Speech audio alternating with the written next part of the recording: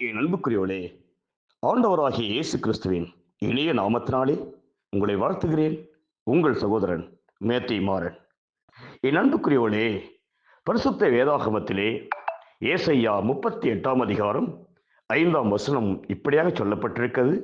நீ போய் எசேக்கியாவை நோக்கி, உன் தகப்பனாகிய தாவீதின் தேவனாயிருக்கிற கர்த்தர் சொல்கிறது என்னவென்றால், உன் விண்ணப்பத்தை கேட்டேன், உன் கண்ணீரை கண்டேன். இதோ உன் நாட்களோடே 15 வருஷம் கூட்டுவேன் என்று கர்த்தர் சொல்கிறார். என் அன்புக்குரிய தேவனுடைய பிள்ளைகளே, எசேக்கியா ராஜா வியாதிப்பட்டு மரணத்துக்கு ஏதுவாய் இருந்தபோது ஏசையா என்கிற தீர்க்கதரிசி மூலமாய் தேவன் பேசுகிறார். அது எசேக்கியாவை நோக்கி, நீர் உமது வீட்டு காரியத்தை எல்லாம் ஒழுங்குபடுத்தும், நீர் பிழைக்க மாட்டீர், நீ மரித்து போவீர் என்று கர்த்தர் சொல்கிறார் என்று தீர்க்கதரிசி எசேக்கியாவுடன் கூறுகிறான்.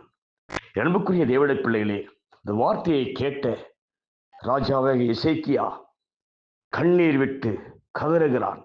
ஆண்டவரே, உன் பார்வைக்கு நலமான செய்தேனே, கொஞ்சம் நினைச்சு பாருங்க ஆண்டவரே, இப்போது மரணத்துக்கு ஏதுவான ஒரு வியாதி என் மீது வந்துவிட்டது என்று சொல்லி அவன் கண்ணீரோடு கர்த்தரிடத்திலே அழுகிறான். என் அன்புக்குரிய தேவனுடைய பிள்ளைகளே, அவன் கண்ணீரை கண்ட தேவன், அவன் விண்ணப்பத்தை கேட்ட தேவன் 15 வருஷம் அவன் ஆயுசு நாட்கள் கூட்டினார்.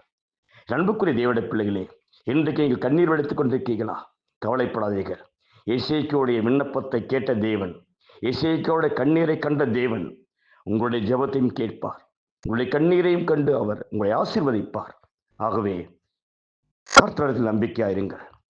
உங்களை கர்த்தர் ஆசீர்வதித்து உங்கள் தேவைகளை அனைத்தையும் சந்தித்து உங்களை உயர்த்துவாராக. God bless you.